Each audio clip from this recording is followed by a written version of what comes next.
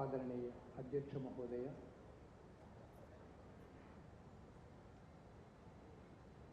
వేదికను అలంకరించిన పెద్దలు,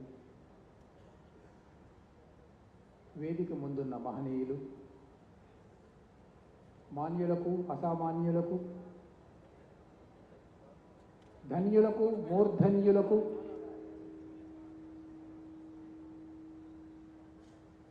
రసబంధువులకు గుణసింధువులకు, ఇక్కడికి విచ్చేసినటువంటి కార్యకర్తలకు కావ్యకర్తలకు అందరికీ కూడా వినమ్ర నమస్సుమాంజలిని సమర్పించుకుంటూ ఉన్నాను.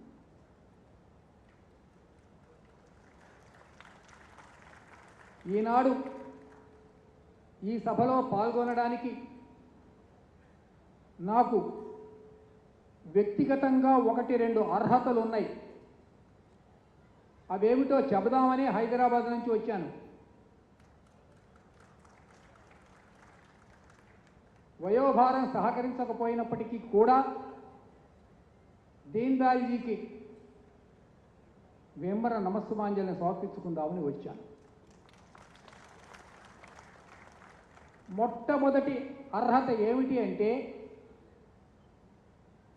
కిషన్ రెడ్డి గారు ఇక్కడే ఉన్నారు. మా హైదరాబాదుకు సమీపంలోనే ఘట్కేసర్ అని ఒక ఊరుంది. ఆ ఘట్కేసర్లో ఒక గురుకులం ఉంది. ఆ గురుకులంలో ఒక శిబిరం జరిగింది.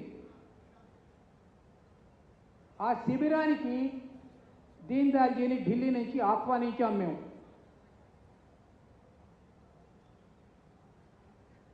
వారు ఇంగ్లీష్లో ఈ ఏకాత్మ మానవతావాదం యొక్క మూల సూత్రాలు అంటే ఫండమెంటల్స్ చెప్తున్నప్పుడు వారి పాదాల దగ్గర కూర్చొని వాటిని మొత్తం నోట్స్ రాసుకున్నాను.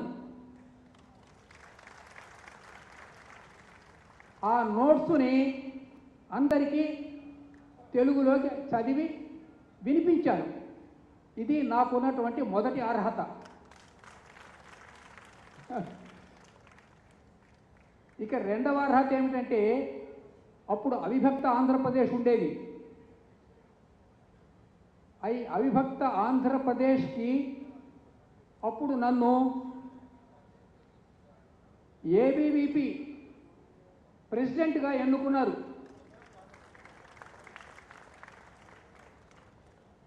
ఈ కారణం చేత ఇక్కడ జనసంఘ్ మహాసభలు జరుగుతున్నాయి, కొంత కార్యకర్తగా బాధ్యత వహించాలి అని కోరినప్పుడు ఈ శిబిరం యొక్క బాధ్యత నిర్వహించిన వాళ్ళు, ఇందాక వాళ్ళ పేర్లు చెప్పారు, జూపుడి యజ్ఞనారాయణ గారు, కొమరగిరి వారు, కొల్లిమరల, ఇంకా చాలా పేర్లు ఉన్నాయి. వారందరితో పాటు కూడా కలిసి పనిచేసి ఈ కార్యక్రమాలను అప్పుడు 60 ఏళ్ల క్రితం నిర్వహించిన వాళ్ళల్లో నేను కూడా ఒకటి. కాబట్టి మిత్రులారా, ఆనాటి సన్నివేశాలన్నీ కూడా ఇప్పుడు నాకు గుర్తుకొస్తూ ఉన్నాయి. ఎవరెవరు ఎక్కడెక్కడ కూర్చున్నారో కూడా నాకు బాగా గుర్తుంది. దీన్ దయాల్జీ ఎక్కడ కూర్చున్నారు, వారు పక్కన ఎవరెవరు కూర్చున్నారు, ఆనాడు జరిగిన సంఘటనలన్నీ ఏమేమిటో కూడా 60 ఏళ్ల క్రితం జరిగిన సంఘటనలన్నీ కూడా నేనేం మర్చిపోలేదు. ఆ మహనీయునికి నా నివాళి సమర్పించుకుందామనే దృష్టితో నేను ఇక్కడికి వచ్చాను. ఏకాత్మ మానవతావాదం గురించి 2-3 మాటలు చెప్పవలసిన అవసరం ఉంది. సమయం వచ్చింది కాబట్టి చెప్పాలి. హైమోతమ్మ గారు ఇక్కడే ఆడియన్స్లో ఉన్నారు. దీన్ దయాల్జీ గుంటూరుకు వచ్చినప్పుడు వారింట్లోనే దిగారు, నాకు బాగా తెలుసు. ఆయన భోజనం కోసం, మీరందరూ వినాలి ఈ సంఘటన, మీకు ఎవరికి తెలియదు, హైమోతమ్మ గారికి మాత్రం తెలుసు. ఆయన్ని భోజనానికి పిలవడం కోసం దీన్ దయాల్జీ భోజనానికి రండి అని వెళ్తే ఆయన ఏం చేస్తున్నాడో తెలుసునా అండి? You know what is he status at that time?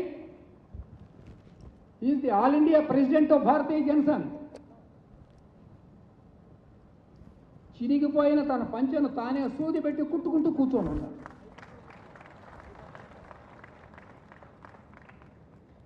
ఆమె కళ్ళ నీళ్ళు పెట్టుకొని కిందికొచ్చి, ఏమండి దీన్ దయాల్జీ బట్టలు ఒకసారి చూడండి అన్నది. ఆయన మాట్లాడకుండా కొత్త బట్టలు కొనుక్కొని వచ్చి దీన్ దయాల్జీ ఈ బట్టలు మీరు వేసుకుంటేనే తప్ప మీరు భోంచేయడానికి వీలు లేదు.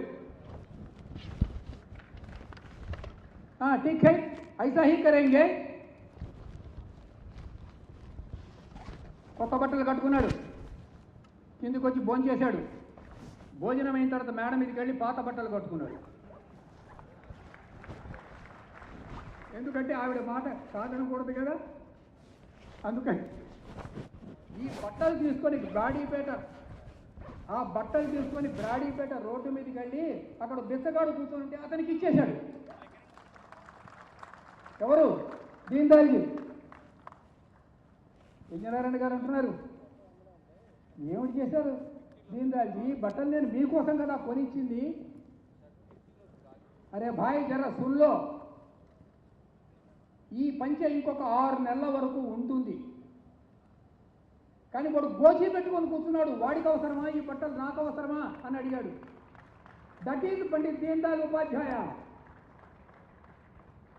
తమ సమాజం గురించి, సామ్యవాదాన్ని గురించి ఉపన్యాసాలు చెప్పడం కాదు, నిత్య జీవితంలో తాను ఏమి చెప్పాడో అది ఆచరించి చూపించినటువంటి మహాపురుషుడు, యుగద్రష్ట పండిత దీన్ దయాళ్ ఉపాధ్యాయ. ఆయన ప్రవచించాక మహనీయులు కోట్ చేశారు, అనోభద్రా కృతమోయంతు విశ్వతః, let noble thoughts enter into our mind from all sides. That is our ancient motto. Deen Dayalji ప్రతిపాదించినటువంటి ఏకాత్మ మానవతావాదము ఒక ఇజం కాదు, ఒక నిజం. ప్రపంచంలో 2 వర్గాలు ఉన్నాయి, ఒకటి క్యాపిటలిజం లేకపోతే కమ్యూనిజం. అన్నటువంటి రోజుల్లో ఈ 2 కాదు, there is a third way and that is the only way అని ప్రతిపాదించిన వాడు పండిత్ దీన్ దయాళ్ ఉపాధ్యాయ. క్యాపిటలిజం లోపల పెట్టుబడిదారీ వర్గం కలోనియల్ ఇంపీరియలిజం కోసం ప్రయత్నం చేస్తుంది, మార్కెటింగ్ కోసం ప్రయత్నం చేస్తుంది. ప్రపంచంలో ఏ దేశమైనా సరే ఆ దేశం మీద పడి దోచుకొని తినడానికి వాళ్ళు సిద్ధపడతారు. ఇవాళ మనం అది చూస్తున్నాం ప్రత్యక్షంగా. మరి డాలర్లు నాటితే స్కాలర్లు పండవు. డాలర్లు నాటితే స్కాలర్లు పండవు. చమురు కబురు కంపు కొడుతున్న చోట హిట్లర్లు మళ్ళీ పుట్టాడు. ఇది ఇవాళ మనకు పెట్టుబడిదారీ వర్గం యొక్క పరిస్థితి. ఇక రెండవ వైపు చూస్తే నిన్న ఖమ్మంలో మహాసభలు జరిగినాయి తెలంగాణలో. 1925లో పుట్టింది ఆ పార్టీ, ఎంఎన్ రాయ్, మీలో చాలామందికి తెలుసు. 1925లోనే రాష్ట్రీయ స్వయం సేవక్ సంఘ్ పుట్టింది. కానీ రాష్ట్రీయ స్వయం సేవక్ సంఘ్ శతవర్షాలు పూర్తి చేసుకొని ముందుకు పోతూ ఉన్నది. ఆ పార్టీ కిషన్ రెడ్డి గారు, ఆ పార్టీ మీరు చూచారు, ఖమ్మంలో శవాల దిబ్బల మధ్య సభలు జరుపుకున్నది. చుట్టూ శవాల దిబ్బలు అంటే రక్త విప్లవం. వాళ్ళకి డెమోక్రసీ మీద విశ్వాసం లేదు, ప్రజాస్వామ్యం పడదు, తుపాకీ గొట్టం ద్వారా మాత్రమే రాజ్యాధికారం వస్తుంది అని రాజ్యాంగాన్ని, మన భారత రాజ్యాంగాన్ని గౌరవించని పార్టీ అక్కడ దానికి 100 ఏళ్ళు నిండినాయని ఖమ్మంలో సభలు జరిపారు. ఇప్పుడు ఆలోచించండి, ఇవాళ ప్రపంచానికి ఆశాజ్యోతిగా ఉండవలసినటువంటిది, వికసిత భారత్కు కావలసినటువంటిది ఏదో మీరు ఆలోచించండి. మానవుడంటే శరీరం మాత్రమే కాదు, శరీరం, మనస్సు, బుద్ధి, ఆత్మ, వ్యక్తి, సమష్టి, సృష్టి, పరమేష్టి, ఈ మొత్తం కలిస్తేనే మానవుడు అని ప్రతిపాదించిన వాడు పండిత్ దీన్ దయాళ్ ఉపాధ్యాయ. ఆయన ప్రతిపాదించినటువంటి ఏకాత్మ మానవతావాదానికి మూల సూత్రం దైవీ రాష్ట్రవాద్ అంటారు హిందీలో. ఈ దైవీ రాష్ట్రవాద్ అన్న హిందీ పదాన్ని మనం తెలుగులో ఏకాత్మ మానవతావాదం, ఆధ్యాత్మిక జాతీయవాదం అనే పేర్లతో అనువదించుకుంటూ ఉన్నాం. దీని గురించి సంక్షిప్తంగా చెప్పి ముగిస్తాను, ఎందుకంటే వక్తలు చాలామంది ఉన్నారు. తప్పనిసరిగా ఈ సభలు ఇక్కడ ఇవాళ విజయవాడలో పెట్టుకోవడం కాదు, మనం హైదరాబాద్లో పెట్టుకుందాం, మిగతా ప్రాంతాల్లో కూడా పెట్టుకుందాం. ఆయన సిద్ధాంతం ఏమిటో మొత్తం ప్రపంచానికి మళ్ళీ ఎలుగెత్తి చాడుదాం. వయం రాష్ట్రం జాగ్రయామ పురోహిత అని వేదం చెప్తున్నది. అనోభద్ర కథవోయంతు విశ్వత అని చెబుతున్నది. సంగచ్చధ్వం సంవదధ్వం సంవో మనాంసి జానతాం దేవాభాగం యథాపూర్వే సంజానానా ఉపాసతే అని ఋగ్వేదం చెప్తున్నది. అందరం కలిసి నడుద్దాం, అందరం ఏకసూత్రంతో ముందుకు వెళ్దాం అని చెబుతూ ఉన్నది. ఈ దేశంలో మన మనిషికి శరీరం ఎట్లా ఉంటుందో ఈ దేశానికి కూడా ఒక శరీరం ఉన్నది. దాని టెరిటరీ అంటే భౌగోళికమైన శరీరం. ఏకత్మానవతావరణలో ఆయన ప్రతిపాదించినటువంటి ఒక సిద్ధాంతం ఇది. ఈ శరీరంలో ఒక ప్రాణం ఉంటుంది. ఈ ప్రాణానికి దీన్ దయాల్జీ విరాట్ అనే పేరు పెట్టారు. This is the technical word, ఒక పారిభాషిక పదం. విరాట్ అంటే విశ్వ చైతన్య శక్తిని శరీరంలో మన ప్రాణశక్తిగా ఉంచుకున్నట్టు ఈ దేశానికి ఒక ప్రాణశక్తి ఉంటుంది. ఎప్పుడెప్పుడైతే ఆ ప్రాణశక్తి తగ్గిపోతుందో ఆ పార్ట్ ప్యారలైజ్ అయిపోతుంది, అంటే దానికి పక్షవాతం వస్తుంది. ఇప్పుడు మీరు మన దక్షిణ భారతదేశం లోపల ఏ ఏ రాష్ట్రాలు ప్యారలైజ్ అయినాయో మీరు ఒకసారి ఆలోచించండి, మీకే తెలిసిపోతుంది.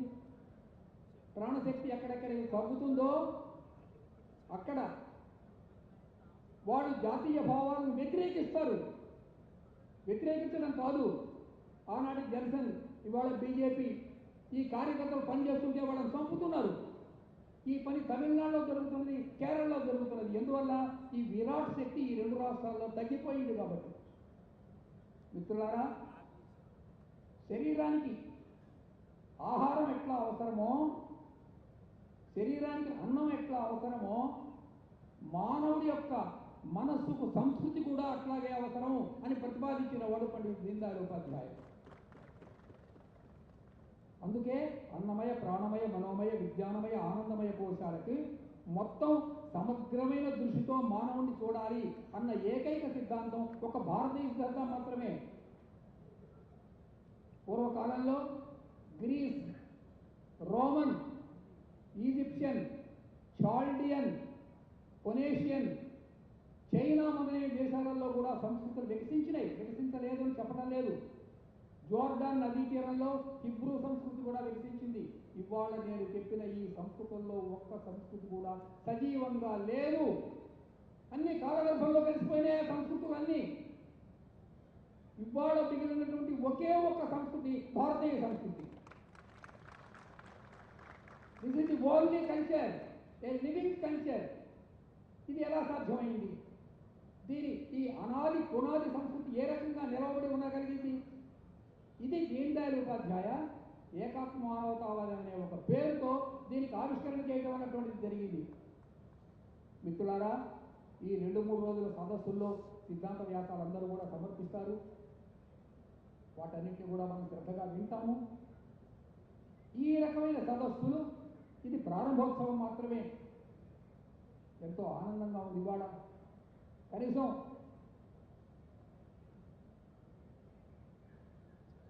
ఈ సభకు ఎందుకు వచ్చారు అని మీరు నన్ను అడిగితే, ఉద్యోగం చేసేవాళ్ళు ఏం చేస్తారు? యాన్యువల్ లైవ్ సర్టిఫికెట్ ఇస్తారు. 1965 జనవరి 23వ తారీఖు నాడు ఈ సభ నేను చూచాను అని చెప్పడం కోసం ఒక లైవ్ సర్టిఫికెట్ ఇవ్వడం కోసం నేను మీకు తెలియజేస్తున్నాను.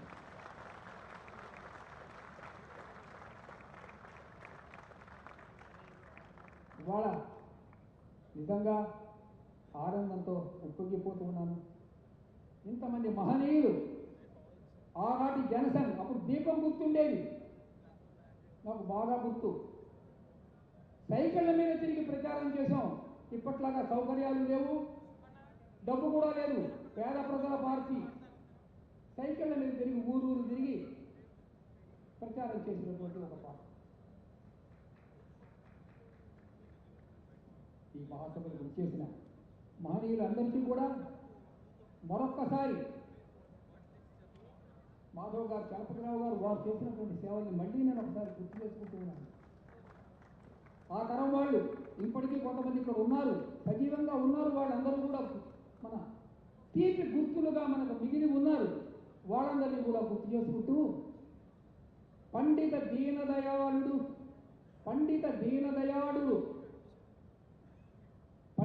దీనదయాళుడు పాడెను మానవ గీతం. పండిత దీనదయాళుడు పాడెను మానవ గీతం. సురగంగా జలపాతం అంటే భగీరథుడిలాగా చెప్పాడు. నరజాతికి ఏకాత్మత. నమస్కారం.